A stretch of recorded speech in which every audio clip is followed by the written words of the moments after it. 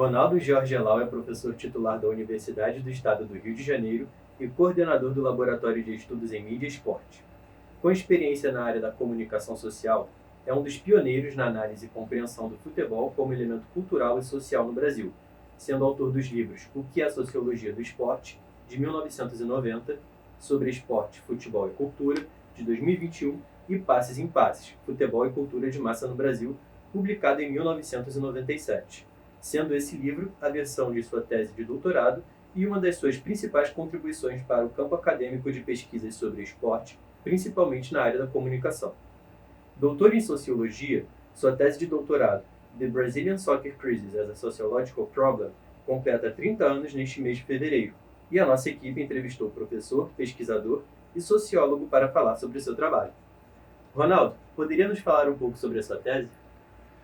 Tem uma história aí que eu tenho que começar, assim. Na realidade, assim, eu tinha duas graduações, uma em comunicação social, na PUC, e outra em ciências sociais, com habilitação em ciências políticas, na UFRJ, no IFIX. Eu fiz as duas ao mesmo tempo. Eu me formei primeiro em 1979 em ciências sociais, na UFRJ, e em 80 na PUC. E eu, na época, cheguei a pensar em ser jornalista, fiquei mais um ano e meio trabalhando num jornal pequenininho que existia lá em Jacarepaguá, mas aí me deu aquela vontade de fazer mestrado, doutorado, era mais mestrado, né? Em sociologia, porque eu estava sentindo saudade de estudar, e eu sempre tive vontade de ter uma experiência fora do Brasil. Eu estava estudando inglês já há um tempo, eu já tinha estado em Nova York, e aí eu me lembro que em Nova York eu tinha ido para NYU, só para pegar os folhetos que eles tinham lá, e não tinha internet, essas coisas não, né? E a New School for Social Research. Eu peguei as duas assim, fiquei interessado. A New School tinha uma coisa que o Levi-Strauss já tinha estado lá, já tinha mais intelectuais, só que a NYU dava bolsa de estudo. E eu estava na época, eu tinha terminado um namoro de 7 anos, era a oportunidade que eu falei, agora eu posso morar fora, sozinho, não sei o quê, mas tinha engatado no outro namoro, enfim, a minha vida estava meio caótica, mas eu queria morar fora e estudar sociologia fora. E acabei sendo aceito para o departamento de sociologia da Universidade de Nova York. Lá eu consegui a bolsa deles lá. Eu primeiro trabalhei na universidade, seria tipo um contínuo, um office boy, entregando cartazes no primeiro semestre, e depois eu consegui uma bolsa dentro do departamento de sociologia, que eu podia trabalhar 20 horas para ele. Essa bolsa era o suficiente para me manter no período que eu estava estudando lá. Era uma época que quase ninguém tinha doutorado, né? Então, estou falando de 82, 83 e tal. Quando eu terminei o mestrado, me deu vontade de ir para o doutorado, emendar com o doutorado em sociologia da mesma universidade. E aí eu não tinha ainda ideia que eu ia trabalhar com esporte, ainda que eu já tinha tido um trabalho na graduação, na disciplina do Everardo Rocha, que é até hoje professor do Departamento de Comunicação da PUC, mas não era, eu gostava muito de ciências políticas, muito. Então, assim, pouca gente talvez saiba disso, assim, eu queria trabalhar alguma coisa relacionada à política. Mas aí chegou um momento que eu estava já juntado com uma outra pessoa e ela tinha terminado o doutorado dela em coreografia, e ela cismou que queria voltar ao Brasil, e me convenceu a voltar. Eu falei, então eu vou voltar numa situação que eu vou fazer minha tese lá e vou fazer a tese sobre alguma coisa que está me chamando a atenção no futebol brasileiro. E era o que eu percebia, que a imprensa falava muito em crise do futebol brasileiro. Isso foi o que me chamou a atenção. E aí o início começou assim. Eu saí numa situação que nem é boa, assim, eu saí de Nova York com todos os créditos concluídos, mas faltando a tese. Eles chamam de ABD, All But Dissertation. E eu tinha um prazo para terminar. Quando eu cheguei no Brasil, na volta, em 87, foi quando estourou uma grande crise, onde a CBF disse que não tinha mais condições de organizar o brasileiro, não tinha dinheiro para organizar o brasileiro, e o Carlos Miguel Aidar, presidente de São Paulo, e o Márcio Braga, do Flamengo, resolveram fazer a união dos grandes clubes brasileiros, que eram 13 clubes, os 4 do Rio, que todo mundo sabe, Flamengo, Fluminense, Botafogo e Vasco, os 4 de São Paulo, Santos, Corinthians, Palmeiras e São Paulo, e Cruzeiro e Atlético, Internacional e Grêmio e o Bahia, representando o Nordeste. Esses eram os 13 clubes. E foi uma confusão desgraçada, porque a CBF não reconhecia os 13, e os 13 não queriam participar do campeonato organizado por elas, que aquilo deu uma confusão. Acabou que aquilo foi um prato assim, feito para eu poder trabalhar o que a imprensa chamava de crise no futebol brasileiro. E aí eu peguei assim, a dramatização na mídia, né? A mídia falava em crise, ela falava em desorganização dos campeonatos. É uma época que não era como era hoje, você não tinha calendário. Pouca gente, só os mais velhos, a gente até esquece, né? As rodadas eram feitas, rodadas a rodadas, eu falo, é verdade isso. Terminava uma rodada e tinha um conselho arbitral que decidia quais seriam os jogos da quarta-feira, do domingo.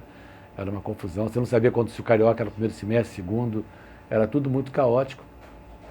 Então era a desorganização dos campeonatos, a pobre situação financeira dos clubes, a queda de público nos estádios e o êxodo de jogadores para fora. Aí eu comecei a trabalhar, fui no jornal O Globo, no arquivo do Globo, fui na CBF. A CBF tinha todo o arquivo que eu queria de média de público dos campeonatos brasileiros. Na época eu até peguei o que não era brasileiro, peguei assim, não tinha unificação dos títulos, peguei de 67 em diante. 67 eu acho que era Taça Brasil, Roberto Gomes Pedrosa, que eu achava que aqueles eram um prenúncio do brasileiro.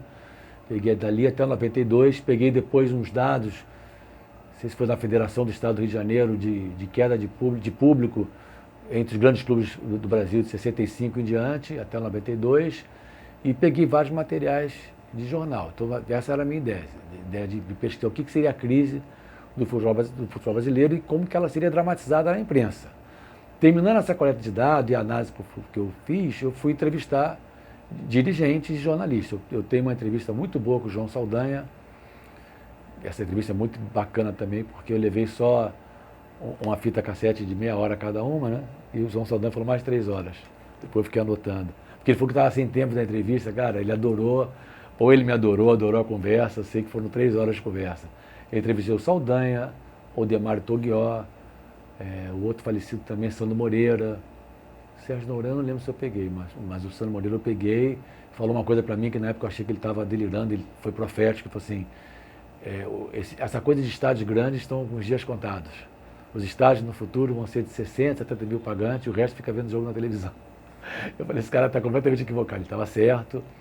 Peguei o Juca Kfouri em São Paulo, peguei o presidente de São Paulo, que é ex-presidente, que era o Carlos Miguel Aidar, peguei o Márcio Braga, peguei o Faquina do Palmeiras, que estavam na liderança do Clube dos 13, peguei o presidente da Federação do Estado do Rio de Janeiro, Eduardo Viana, peguei o de São Paulo, que era, não sei o que, Najir, não me esqueci o nome, é um nome árabe. Enfim, com todo esse material, eu falei, agora eu vou escrever minha tese de doutorado. Mas eu longe do departamento, estando aqui no Brasil, dando aula na UERJ, dava aula na PUC também, e aí terminei com essa minha ex-namorada, conheci a minha atual esposa. Nesse meio tempo eu escrevi o que é a Sociologia do Esporte, em 1990, aí chegou em 92, eu recebi uma carta da NYU, do departamento, dizendo que eu estava jubilado do programa, porque eu tinha expirado o prazo. Eu falei, caramba, o que eu faço agora? Quase que eu pensei, vou ficar por aqui, quase ninguém tem doutorado. Eu falei, não vou nadar, vou morrer na praia. Peguei o telefone, liguei, não liguei para o meu orientador de tese, liguei para o meu orientador de vida, que já faleceu, aí fica até emocionado, que é o professor Meisel. Eu liguei para ele, Meisel, aconteceu isso, o que eu faço? Ele, olha, você vai fazer uma carta para o conselho departamental, eu já vou avisar o orientador o que está acontecendo, provavelmente a gente vai aprovar, vamos te dar um novo prazo, você justifica porque houve atraso, mas você vai ter que voltar só a pagar, só eram $500, a pagar as taxas de reingresso. Só isso você tem que fazer. Eu fiz e eles me deram um prazo até maio de 94, isso foi final de 92. Eu defendi a tese exatamente no dia 28 de fevereiro de 94. Cheguei em Nova York no dia 25, frio cão, minha esposa estava grávida do primeiro filho, André, ela não imaginou aquele frio todo, falei, se prepara que você parece estar andando no frigorífico, mas tudo é aquecido. E lá na NYU você não termina a defesa e acabou, não é assim. O normal foi o que aconteceu comigo, você termina a defesa e você faz os ajustes que a banca pede com o orientador, ele aprova e acabou. Esse é o cenário ideal, é o melhor. O outro que passou e ninguém faz nada, não existe. Aí tem cenários piores, é que você vai fazer reajuste e vai ter que defender de novo, até ser reprovado. Eu fiquei nesse cenário bom. Eu tinha mais, acho que 11 dias em Nova York, eu fiquei todos os dias de tarde trabalhando com o meu orientador, que era o Juan Conrad, não era o Meisel, e defendi a tese. E aí, quando eu voltei para o Brasil, já com doutorado, eram poucos doutores na UERJ, acho que era um ano depois a UERJ fez uma pesquisa de uns 5% de doutor. Na Faculdade de Comunicação, Ricardo Freitas tinha doutorado em dezembro de 93 e tinha o Everardo Eduardo Neiva. Era Everardo Eduardo Neiva, eu e o Ricardo, eram os únicos doutores naquele momento. Depois é que você hoje acho que é 95% do quadro docente da UERJ, todo mundo tem o doutorado. E mais adiante eu resolvi escrever o Passos em Passos, que é a versão em português da tese. Você falou dessa carta, qual a importância dela nesse, se for um pouco do movimento, da importância dela no seu desenvolvimento?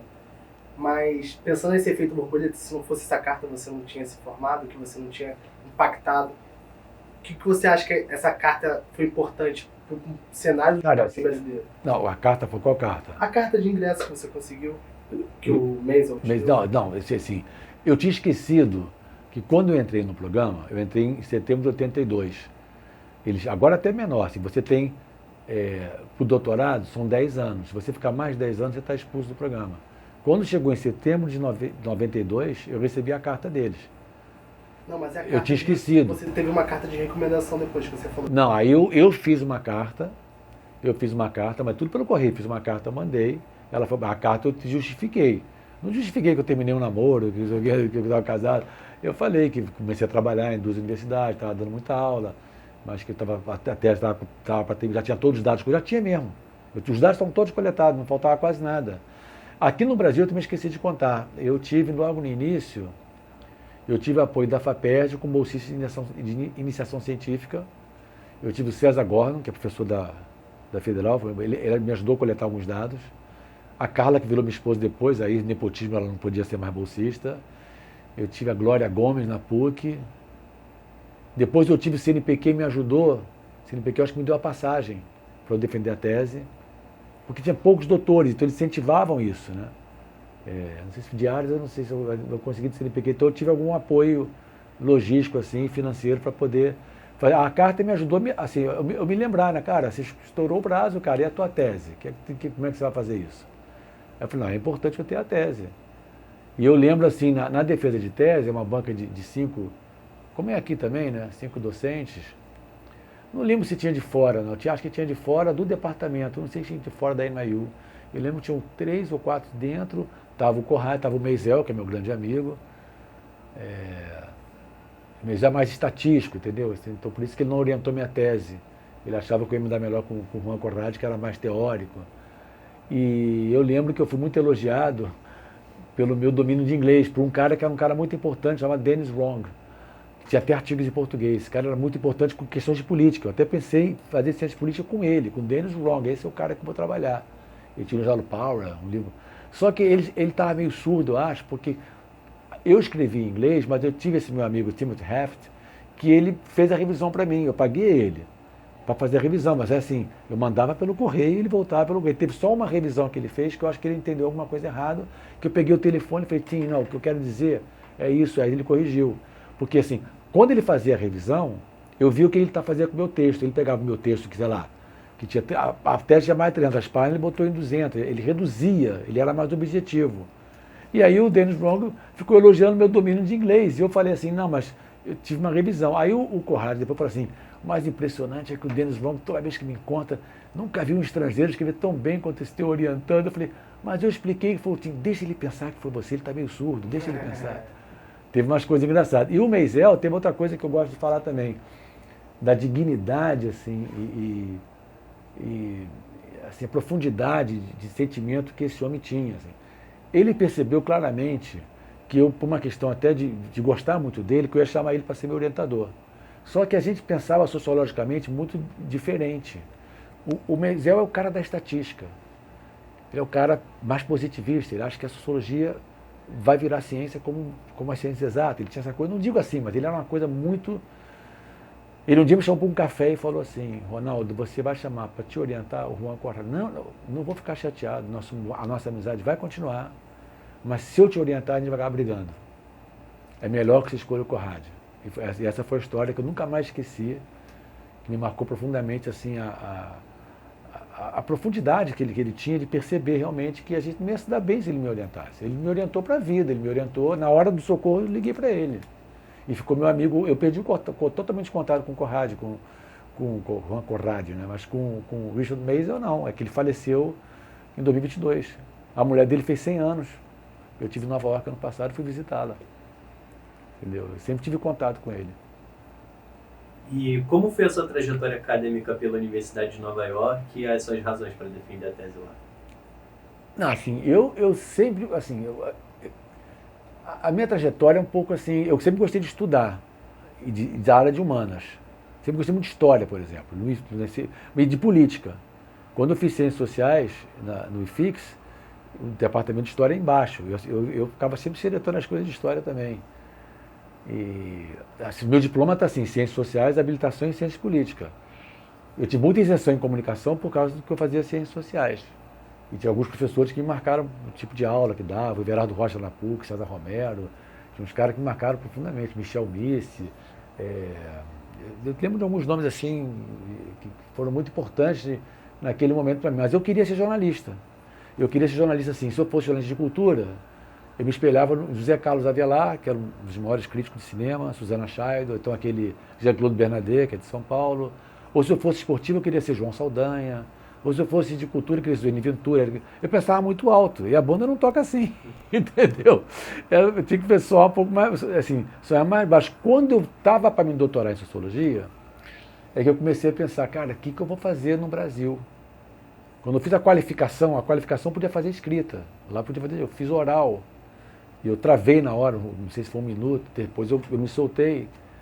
Eu lembro que eu falei, cara, eu vou dar aula no Brasil, as portas vão se abrir para o magistério, só que eu não vou ficar nisso muito tempo, porque eu não gosto, não quero ser professor. Eu queria, assim, aí quando eu cheguei no Brasil, me chamaram para dar aula na PUC, eu fiz o concurso para a UERJ, passei para jornalismo. Eu passei para jornalismo, eu comecei dando técnico de registro fotográfico e fotojornalismo, que eu dava meio sociologia da imagem. E técnico de registro fotográfico, chamei um amigo meu que era fotógrafo para me ajudar. No segundo período que eu estava dando aula, que eu fui para a teoria da comunicação.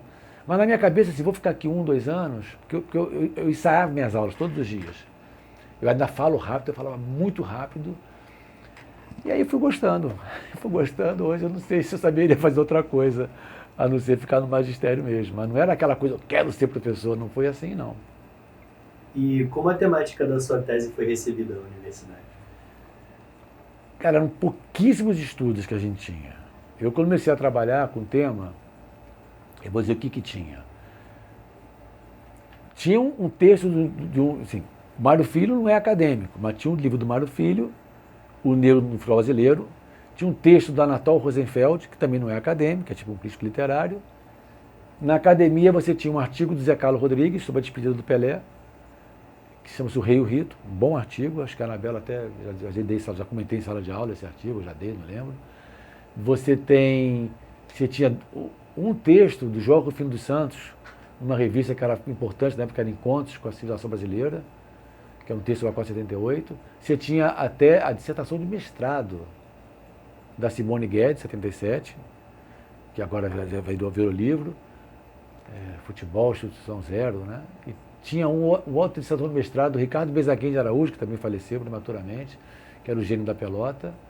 E o Roberto da Mata tinha lançado O Universo do Futebol, que é um livro bonito, de capa dura, editora Pinacotec, que ele reúne artigos dele, do Arno Vogel, psicólogo, do aula na UERJ.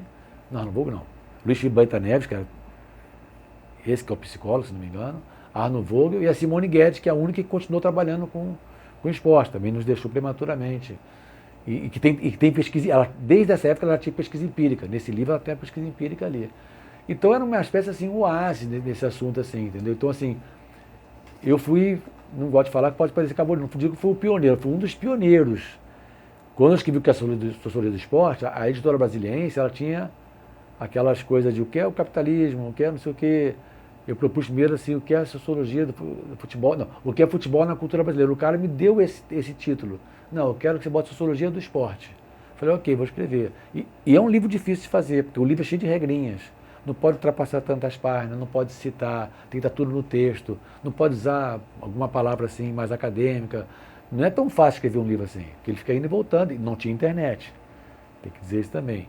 E o livro saiu em 1990. Aí, nessa época, eu conheci o Maurício Murat, que era da Sociologia, ele tinha fundado o Núcleo de Sociologia do Futebol e descobriu que tinha alguns pesquisadores isolados que trabalhavam a temática do futebol. E aí foi crescendo.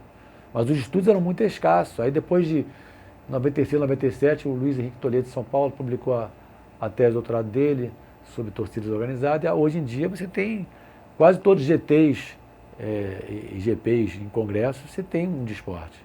Só com pós que não tem, Intercom, ABA, todos de sociologia, todos têm um GT de esporte. Mas na época era uma coisa muito, mas muito difícil mesmo. Era uma coisa assim, visto como algo muito menor na academia. Não é uma coisa séria. Entendeu? E na realidade, assim, você pode trabalhar o futebol como o futebol em si mesmo, ou fazer mais ou menos como eu fiz, que é o futebol para entender a cultura, entendeu? Não que eu não trabalhe o futebol como fim em si mesmo. Você pega a minha tese, meu livro, é para perceber como os dilemas da organização do futebol brasileiro podem nos ajudar a entender os dilemas da cultura brasileira. Era mais ou menos isso. O futebol, uma porta que se abre para você entender questões da cultura brasileira. O que eu faço mais recentemente, que eu fiz na Argentina, na França, quero fazer na Itália, é para entender as relações e como se constrói a identidade do Brasil a partir do olhar do outro. Certo. Você falou sobre o seu livro, que é a Sociologia do Esporte, que foi publicado em 90, né? Sim. E 7 anos depois você publicou o livro Passos em Passos. Sim. 3 anos após a sua tese de 7. doutorado. Tem após a tese, Isso, sim. Exatamente. E ele possui a mesma temática da sua tese de doutorado, mas quais são as semelhanças e as diferenças entre o livro e a tese? Cara, tese, ainda mais tese com muitos gráficos, alguns dados estatísticos, ela quando vai para o livro, ela fica chata de ser lida. Então eu tive que enxugar e botá-la mais palatável. Eu acho que eu acrescentei alguma coisa também no livro. Sobre a lei Zico, já tinha, mas depois da lei, eu não sei, alguma coisa acho que eu me lembro. Mas na realidade a base é a mesma. Eu tirei algumas coisas, porque para a tese em inglês tinha muitas coisas que eu tinha que explicar para o estadunidense. Em português não precisava tanto, porque está no Brasil. E eu tive ajuda também para transformar ela em português. Eu tive 2 bolsistas, Eduardo Teles, esqueci agora o outro, não sei o que, Figueira, Márcio Figueira, eu acho. Assim, mais uma vez, a CNPq me ajudou. Eu tinha um projeto integrado com a Maria Cláudia Coelho, que dá aula na Ciências Sociais da UERJ, hoje, ela era da comunicação, e esse projeto, além da bolsa para os pesquisadores, ele dava 2 bolsistas de aperfeiçoamento de pesquisa e 3 PIBICs. E aí os bolsistas de PIBIC, me ajudaram a transformar ela em português. Eu lancei esse livro, meu pai fez aniversário 10 de setembro, acho que foi dia 9 de setembro de 97. E foi um sucesso enorme. Eu me lembro que a editora Vozes, ela perguntou quantos livros ia levar. Eu falei, não sei, mas eu acho que muita gente vai, porque eu estou chamando... Meu pai tinha muito contato, o pessoal do Flamengo também. E aí, eu lembro que foram 270 exemplares vendidos no dia do lançamento, que eles tiveram que pegar mais livros, que eles deixaram 100 e botaram 100 no carro. Quando estava chegando 200, cara, a gente tem que pegar mais. Já trouxeram mais 100 e vendeu mais 70. E você lançando o livro, quando acaba, quando a festa vai começar, você já acabou, todo mundo já foi embora. Você fica só ali autografando. E na sua pesquisa, você fala sobre o Clube dos 13 e o confronto com a CBF, Confederação Brasileira de Futebol, que é a principal entidade responsável pela organização dos campeonatos aqui no Brasil. Conta pra gente sobre o movimento do Clube dos 13 e os impactos no esporte no nosso país. Cara, aquele movimento, eu estou falando mais, claro, pegando a imprensa do Sul e Sudeste. Talvez o Norte com a Bahia, mas eu não sei o restante do Brasil que ficou fora. Aquele movimento era visto pela imprensa progressista como um movimento altamente revolucionário, porque estava rompendo com os agrilhões, com a marra da CBF, deixar os clubes mais livres. Na época, hoje que o Irlan Simões critica tanto essa coisa de SAF, de clube empresa, na época isso era visto como revolucionário, isso mudou um pouco, porque os clubes eram muito amarrados à CBF, eles não podiam fazer uma liga, era tudo muito fechado. Então eu me lembro que Saldanha elogiou muito o movimento, o Sano Moreira também, o Márcio Guedes, todos eles, Márcio Guedes também cheguei a entrevistar. Todos elogiavam muito aquele movimento, achavam que era... O Saldanha falava assim, o futebol é o último reduto dos reacionários no Brasil. E o Clube dos 13 quer tirar esse reacionarismo do futebol. De repente, os grandes clubes brasileiros resolveram ter vida própria, libertando-se das eternas imposições da CBF com relação ao campeonato nacional. Foi criado o Clube dos 13, sob a liderança de Flamengo e São Paulo, e através das vozes dos seus presidentes, Márcio Braga pelo Flamengo e Carlos Miguel Aidar pelo São Paulo. Aos 13 foram acrescentados mais 3. Da CBF, o vice-presidente Nabi Abichedid reagia com veemência, surgindo discussões intermináveis, principalmente entre ele e Márcio Braga. O deputado Nabi Abichedi é um companheiro ex-adverso no momento. Né? É ele que impede o desenvolvimento, na minha opinião, do desenvolvimento do futebol brasileiro. Não ele pessoalmente, mas a administração da CBF. Me diga, em que ela é responsável pelo não desenvolvimento do futebol brasileiro? Justifique a sua afirmação. Se ele não responder agora, eu acho que ele é leviano. Não vou aceitar, não. E ele impactou a Constituição de 88. O artigo sobre esporte de 88, ele tem muito a ver com o Clube dos 13. É que ele foi perdendo força depois. Aí depois teve a Lei Zico, depois teve a lei, ele começou, mas o pontapé inicial foi ali. Você não tinha, por exemplo, não tinha jogos ao vivo, não tinha. Esse campeonato ele botou jogos ao vivo, mas era um sorteio, vocês sabiam disso? Não. Era assim, meia hora antes do jogo, eles sorteavam 3 partidas que poderiam ir para televisão. Era assim, você tem 3 clássicos naquele domingo. Tem Flamengo, Botafogo, Atlético e Cruzeiro, Fluminense, não sei o quê. Um time de Palmeiras. Um desses jogos vai passar na televisão, você não sabe. Meia hora antes ela anunciava. A Globo bancou o campeonato. Ela anunciava. Você não tinha marketing esportivo. Aí ela começou a organizar, era Coca-Cola. O Flamengo é que brigou para não botar Coca-Cola, que ele já tinha um acordo com a Lubrax. O Flamengo tinha a Lubrax.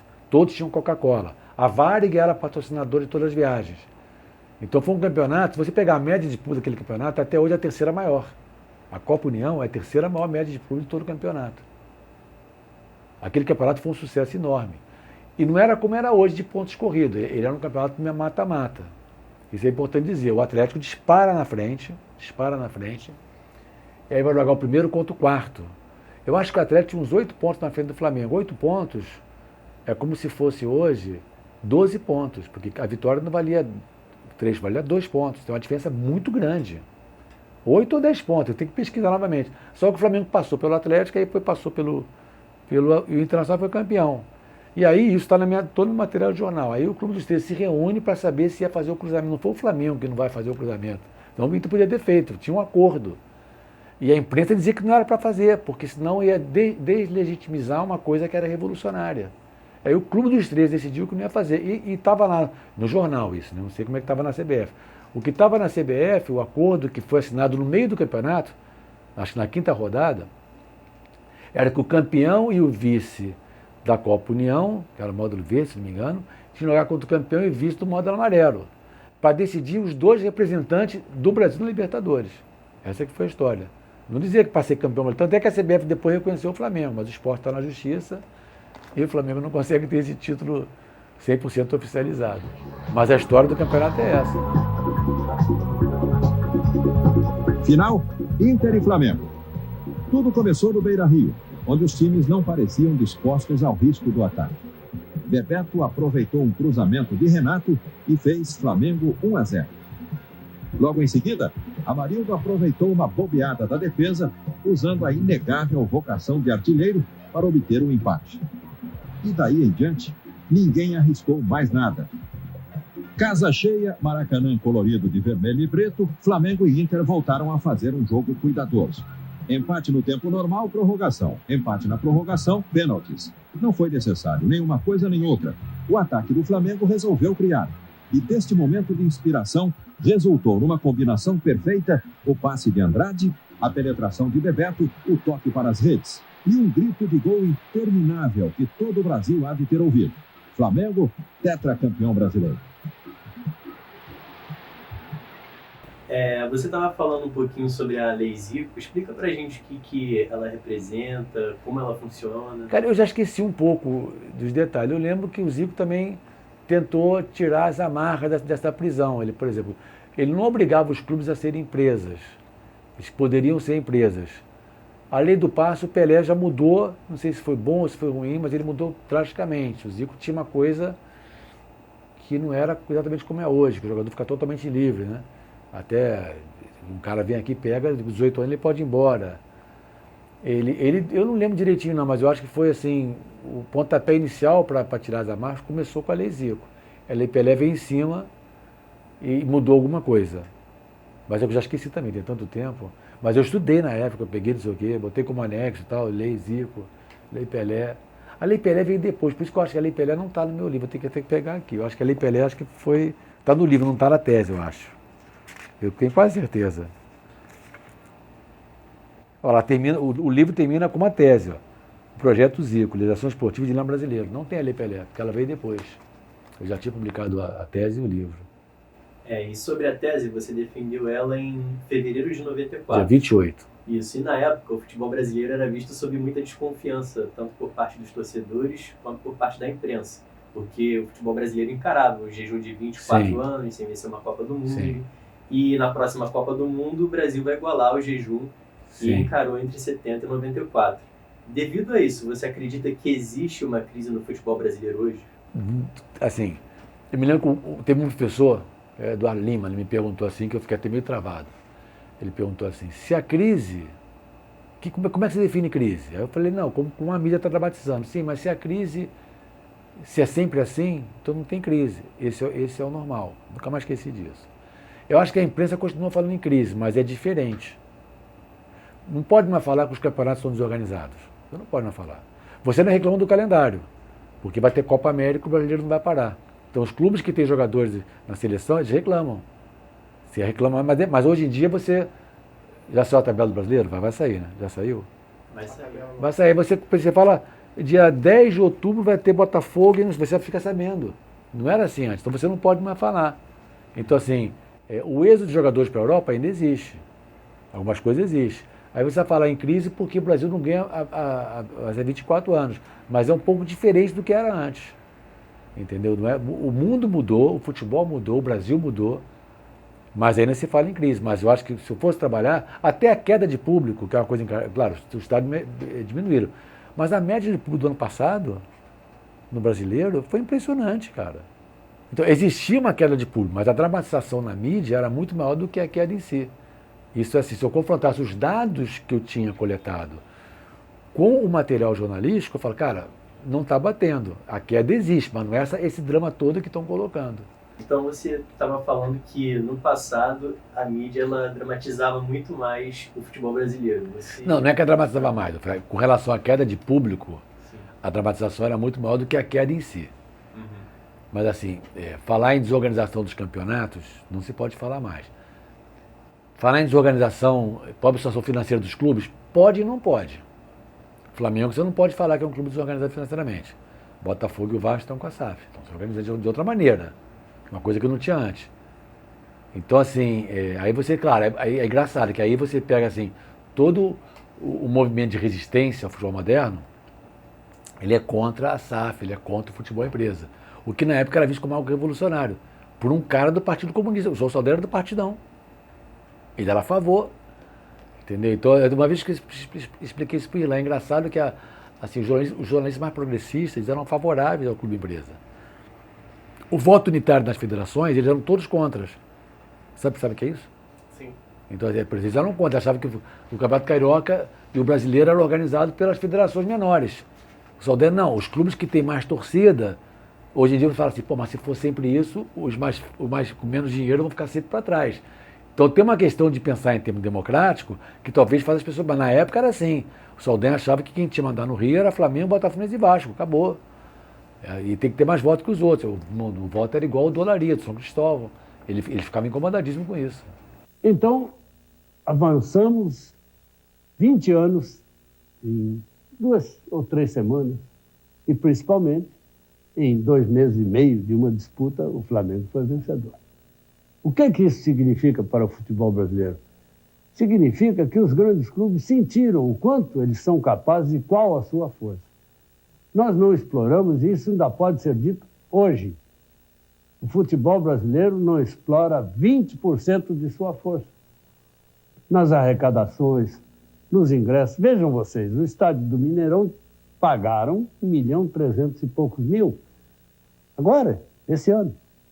Não pagaram, de carona comprovado, 367 mil. Bom, isso bem controlado daria um bom caminho. E outras, a questão de uma melhor distribuição de ingressos. E está na cara. Só tem um caminho o futebol brasileiro. É o grande campeonato nacional, disputado em 10 meses, pontos corridos, segunda divisão, sobem 2 ou 3, descem 2 ou 3 e vida que segue. E nós, então, voltaremos a exercer novamente um papel hegemônico no futebol mundial. E hoje o futebol brasileiro está completamente inserido no cenário mercadológico. Sim. E seja exportando jogadores ou intensificando o poder midiático ao focar em jovens talentos com potencial para alcançarem níveis de idolatria mundiais, nacionais, enfim. Em contrapartida, os torcedores eles se veem menos identificados com a seleção brasileira, que ajudou a construir essas figuras que a gente reconhece hoje no esporte como lendárias, principalmente as que vestiram a camisa da seleção brasileira.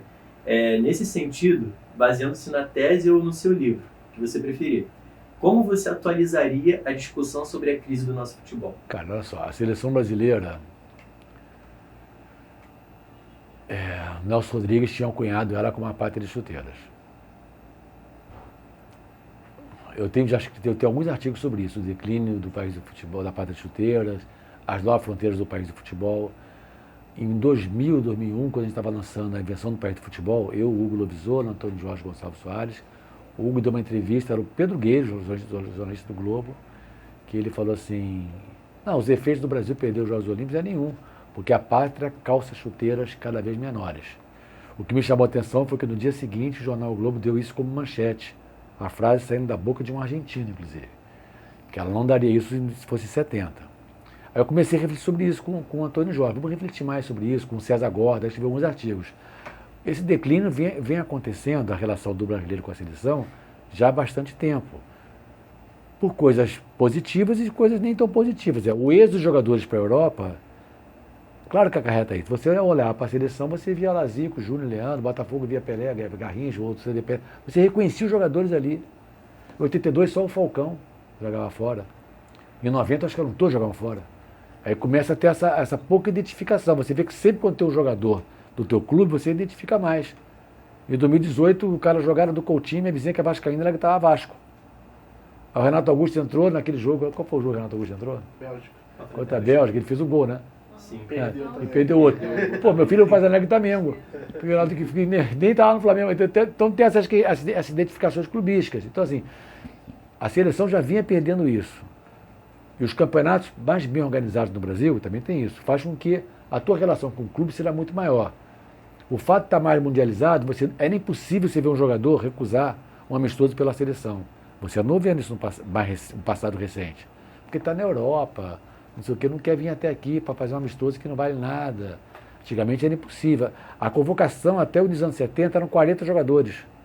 Eram 40 convocados, para depois ficar 24, eram 40. E todo mundo tinha prazer em estar entre os 40. Existia uma coisa da seleção, da Argentina lá do Extra, tal, que acho que é toda a América do Sul, não sei como é que está na Europa, que ela foi perdendo muito, ainda é a pátria de chuteira, de 4 em 4 anos, principalmente com pessoas que não acompanham futebol no dia a dia. Quem acompanha, torce muito mais para o seu clube de coração. O Brasil perdeu de 7-1 para a Alemanha, não foi uma tragédia como foi em 1950. Que o da Mata exagera, que foi uma tragédia da história do Brasil. Não é isso também, mas foi visto como uma tragédia. Ela refletia para o Brasil, é como se assim, a derrota em 50, ela foi vista como uma derrota de um projeto de nação. As vitórias de 58, 62 e 70 foram vistas como projetos de nação. Já as vitórias em 94 e 2002, 3 finais seguidas, e em 98 a derrota, as pessoas comemoraram e ficaram tristes em 98, foram vistas como vitória da seleção brasileira. Vê aqui o pessoal chega do aeroporto e tal, mas não foi feriado, não foi aquela coisa que foi em 70, por exemplo. Ainda que, mesmo que o governo militar não quisesse tirar onda nisso, mas existia uma coisa com a seleção mais forte. Em 2014, a Copa no Brasil, você perde 7-1, virou meme. Eu lembro que foi, acho que numa quinta ou quarta-feira, sábado, tinha Brasil e Holanda. Eu, como rubro-negro, estava preocupado, o Flamengo estava na zona de rebaixamento, mas tinha 3 ou 4 jogos a menos, ia jogar com o Cruzeiro na quarta-feira. E estava todo mundo assim, já voltado para o Campeonato Brasileiro, que vem logo depois. Se você fizer uma pesquisa na rua e perguntar assim, olha só, o que você prefere? Você é Botafogo. Botafogo ganhar um brasileiro ou o Brasil ser ex? Porque o Botafogo ganhar um brasileiro. Uma Libertadores, então você nem titubeia. Então essas coisas mudaram. E tem um fenômeno mais recente, que é um sequestro da camisa da seleção, que foi muito exitoso pelo movimento que começou da direita, na eleição do Aécio com a Dilma, e virou para a extrema-direita. Até o impeachment era direita e extrema-direita. Hoje ele ficou muito mais de extrema-direita do que até direita. Então, isso aí faz com que as pessoas olhem para aquela camisa e não se identifiquem mais tanto nem com a seleção. Aí torce contra o Brasil. Aí não gosta do Neymar. Aí o cara, porque Neymar apoiou o Bolsonaro. Fica uma coisa assim. Eu sei que a Simone Guedes escreveu um artigo sobre o segundo sequestro da camisa da Canarinho, né? A camisa da seleção brasileira. Eu até estava falando com a Leda baseado mais na minha memória. Eu tinha 14 anos em 70. Houve uma tentativa de um sequestro pelo regime militar? Houve, mas não foi exitosa. As pessoas usavam a camisa do Brasil, mesmo que era de esquerda, Chico Buarque e tal. Você não via ninguém com vergonha de usar a camisa da seleção. Hoje você não vai ver. O Lula tentou fazer, a Copa depois das eleições, ele vestiu a camisa, ele, a Janja, o Alckmin, tentando fazer o dessequestro, que é até a dissertação do mestrado do Marcelo Rezende, orientando da Leda, que é sobre a tentativa de dessequestro da camisa da seleção. Então, acho que assim, isso mudou bastante. Na época que eu analisei, ainda assim, se eu pegar assim, é porque eu não estava ainda refletindo sobre isso, mas assim, a vitória em 94, que foi uma vitória muito contestada na imprensa brasileira, porque não estavam vendo aquilo que chamava de brasilidade, só no Romário. Então a imprensa metia o pau naquela seleção, que era assim, a antítese do que a gente chamaria a essência do nosso futebol. Era a mesma coisa em 90 com o Lazzaroni? Lazzaroni foi pior, né? Porque não ganhou. Mas 94 venceu. Então cada vitória era uma crítica, só o Romário que era poupado, Romário e um pouco Bebeto. Dunga foi execrado, por isso que o Dunga xinga a taça, negócio de era Dunga. E ele ficou com esse trauma até quando foi até 2010. Ele tem uma bronca enorme, ele não superou, mesmo tendo vencido em 94. Ele ficou com essa bronca, achou que o Escobar estava falando mal dele, essa cena que todo mundo conhece. Entendeu? Então, assim, mas a relação já não era mais a mesma. Então, assim, a relação do brasileiro com a seleção, qualquer amistoso da seleção brasileira, eu lembro disso. Eu estudava na PUC, no noturno, o professor dispensava a gente, cara. Vai ter jogo do Brasil hoje, tal, não tinha aula. Não é como está o Extra do lado do Maracanã, que estou fazendo isso agora, que eu acho um absurdo. Não, na PUC, para a gente assistir o jogo da seleção, mesmo que não fosse do Maracanã. Um amistoso assim para o Brasil e Colômbia, você vai assistir. Então tinha uma coisa mais forte na década de 70 com a seleção brasileira, que hoje foi se perdendo com o tempo. E para encerrarmos, sobre uma análise sociológica, o que mudou e o que continua em vigência no futebol brasileiro? Cara, olha só, o Howard Becker faleceu acho que esse ano ano passado, né? Com 90 e tantos anos, 95, ano passado, né? Que é um dos caras mais importantes das ciências sociais do mundo. Ele tem um artigo dele, se não me engano, não sei aonde, que ele fala assim, que as coisas, que a sociedade está mudando, que as coisas estão mudando, todo mundo sabe, a gente percebe as mudanças. Mas o que não muda em meio a tantas mudanças é que fala da sua essência. O que não mudou? A paixão do torcedor pelos seus clubes. Eu fui um dos caras que, como era conselheiro do Flamengo, votei contra a propaganda na camisa. Porque até 82 era proibido a propaganda na camisa. Aí o CND, que não existe mais, era um órgão do Getúlio Vargas, da ditadura, tinha um presidente democrático, que era o reitor da Gama Filho, muito gente boa, Manuel Tubino. Ele falou, liberou. Os clubes votem, quem quiser botar, bota. Aí o Flamengo fez uma eleição, fez uma votação, e o voto era aberto. Teve 4 votos contra, um foi o meu. Votei contra o meu pai, inclusive, tal. Veio me perguntar por quê, pai, porque eu acho que não vai ganhar dinheiro, não vai adiantar nada. Qual não foi a minha surpresa ao perceber, e o Durkheim já falava sobre isso, que a sociedade ela consegue sacralizar elementos profanos, ou mundanos ou corriqueiros. Quando você vê que o torcedor, eu quero comprar aquela camisa do Botafogo de 95, quando ele foi campeão, tal, com a propaganda lá. Não, eu quero aquela do Flamengo, não sei o que, tal, com a propaganda lá. Ou então você compra a camisa retrô. Então, assim, o que não muda é a paixão do torcedor. Isso não mudou. Mas, assim, a organização mudou, salário dos jogadores mudou, a estrutura mudou, em CT mudou, era muito mais bagunçado antes. Isso não resta a menor dúvida. Mas o que não mudou em meio a tantas mudanças? É a paixão do torcedor. O torcedor sabe que às vezes aquele cara não é Flamengo, que ele não é tricolor, mas ele acha o máximo, que ele vai beijar a camisa, não sei o que e tal, ele vai procurar, que Flamengo é... Ronaldinho Gaúcho falou, Flamengo é Flamengo. Aí viraliza aquela frase dele, entendeu? Então fica a disputa, Romário é Flamengo, não, Romário é Vasco. Então, quem é mesmo, não é que o atleta não possa ser. O Roberto Dinamite era Vasco, mas quase ele Flamengo. O Zico é Flamengo. O Rogério Ceni é São Paulino, foi técnico do Flamengo. Entendeu? Virou profissional. Renato Gaúcho, sei lá, acho que ele é Grêmio, mas ele já foi técnico do outro, não sei se ele seria técnico do Inter. Aí seria um pouco forte demais. Mas assim, o torcedor é que é um apaixonado. Ele é que continua sendo amador nesse sentido. Então isso não mudou. Ronaldo, muito obrigado pela entrevista, De nada. pela conversa. Valeu. Não foi só um de acordo não, né?